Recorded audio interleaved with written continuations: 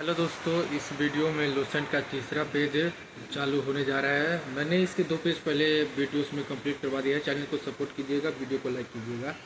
तो तीसरा पेज ये चालू होता है जिसकी हेडिंग है विदेशी यात्रियों से मिलने वाली प्रमुख जानकारियाँ। भारत के इतिहास के बारे में हम पढ़ रहे हैं। भारत के इतिहास के स्रोतों के बारे में ये बता रहे हैं।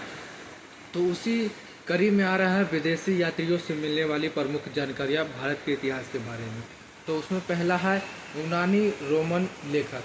यूनान के और रोमन देश के जो लेखक हैं उनके बारे में बताया जाएगा। तो पहला इसमें आता है टेरेसियस। टेरेसियस एक ठीक है, टेरेसियस यह एक ईरान का राजवैद्य था। ठीक है, भारत के संबंध में इसका विवरण आश्चर्यजनक था। टेरेसियस जो था वह एक ईरान का राजवैद्य था। ठीक है, इसने भी भारत के इतिहास में कई महत्वपूर्ण जो है इसमें लिखी हुई है। ठीक है, कहानियाँ लिखी हुई है, लेकिन बहुत इस कहा जाता है कि आश्चर्यजनक था इसका विवरण भारत के संदर्भ में, इसी कारण इसे अविश्वसनीय माना जाता है। ठीक है, जो टेरेसियस का जो था। ठीक है, अगला जो लेखक आता है हेरोडोटस। इसे इतिहास का पिता भी कहा जाता है। पूछ दिया जाएगा कि हेरोडोटस कौन था, तो हेरोडोटस इतिहास का पिता था। ठीक है, भारत के संबंध में क्या बोलते हैं, इसे इतिहास का पिता कहा जाता है। ठीक है, इसने अपने पुस्तक हिस्टोरिका में 5वीं शताब्दी ईसा पूर्व में भारत वह ईरान के संबंधों का वर्णन किया। ठीक है, हेरोडोटस। ठीक है, इसे इतिहास का पिता कहा जाता है। इसने एक पुस्तक लिखी थी हिस्टोरिका। इस पुस्तक में इसने 5वीं शताब्दी में भारत और जो ईरान था उसके संबंधों का इसने वर्णन किया है, परंतु इसका विवरण भी आश्चर्यजनक अफवाहों से भरा हुआ होता है। ठीक है, अगला आता है सिकंदर। सिकंदर के साथ आने वाले लेखकों में सिकंदर जो भारत आया था तो उसके साथ कई लेखक आए थे। उसमें से जो है निर्याकस, आनेस्ट्रिकस तथा असिस्ट बुलस के विवरण अधिक प्रमाणिक एवं विश्वसनीय है। ठीक है, सिकंदर के साथ लेखक आए थे। इनका जो इन्होंने वर्णन किया है भारत के इतिहास के बारे में उसको काफ़ी विश्वसनीय माना जाता है। ठीक है, अगला है मेगास्थनीज। ठीक है, यह बहुत इंपॉर्टेंट है। मेगास्थनीज के बारे में अक्सर पूछा जाता है। ठीक है, यह सेलुकस निकेटर का राजदूत था। मेगास्थनीज कौन था? सेलुकस निकेटर का राजदूत था जो चंद्रगुप्त मौर्य के राज दरबार में आया था। मेगास्थनीज यह सेलुकस निकेटर का एक राजदूत था जो कि चंद्रगुप्त के जो राज दरबार में ये आया था। इसने भी एक पुस्तक लिखी थी इंडिका नामक। ठीक है, इंडिका नामक पुस्तक किसने लिखी थी? तो मेगास्थनीज ने इंडिका नामक पुस्तक लिखी थी।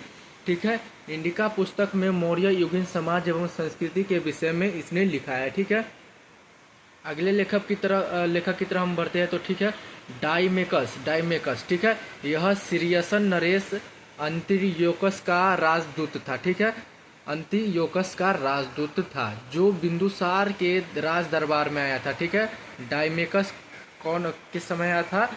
बिंदुसार के राज दरबार में आया था। इसका विवरण भी मौर्य युगीन से संबंधित है। ठीक है, अगला है डायोनियस। ठीक है, डायोनिसियस। ठीक है, यह मिस्र नरेश टोलमी फिडलेपस का राजदूत था। ठीक है, मिस्र नरेश टोलमी ये भी एक राजदूत था जो कि अशोक के राज दरबार में आया था। ठीक है, याद रखिएगा डायोनिसियस किसके दरबार में आया था? तो यह अशोक के दरबार में आया था। और यह क्या था? तो यह एक राजदूत था। ठीक है, अगला है टोलमी। इसने 2री शताब्दी में भारत का भूगोल नामक पुस्तक लिखा था। ठीक है, टोलमी एक लेखक है। इसने भी भारत का भूगोल नामक पुस्तक लिखी थी।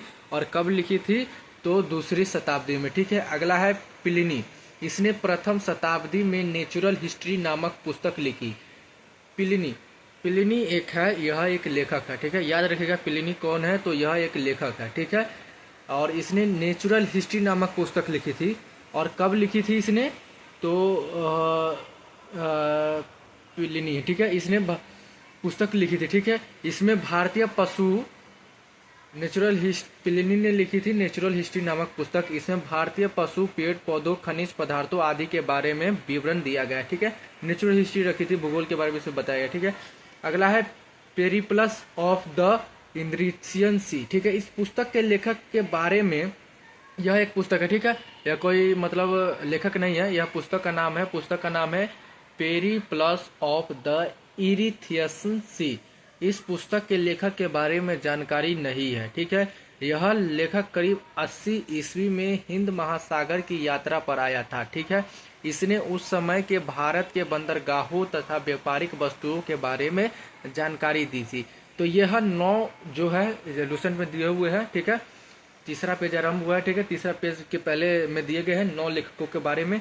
ठीक है, तो ये 9 लेखक आप देख लीजिएगा। इसके बारे में इम्पोर्टेंट प्लिनी के बारे में मेगास्थनीज सबसे इम्पोर्टेंट मेगास्थनीज है। मैंने क्वेश्चंस देखे हैं जो कि कॉम्पिटिटिव एग्जाम में पूछे जाते हैं, मेगास्थनीज कौन था। ठीक है, तो ये है हिस्टोरस इम्पोर्टेंट है, पहले 3 बहुत इंपॉर्टेंट है। ठीक है, प्लिनी भी इम्पोर्टेंट है, तो इसको आप देख लीजिएगा। ठीक है, चलिए वीडियो को लाइक कर दीजिएगा, चैनल को सब्सक्राइब कर दीजिएगा।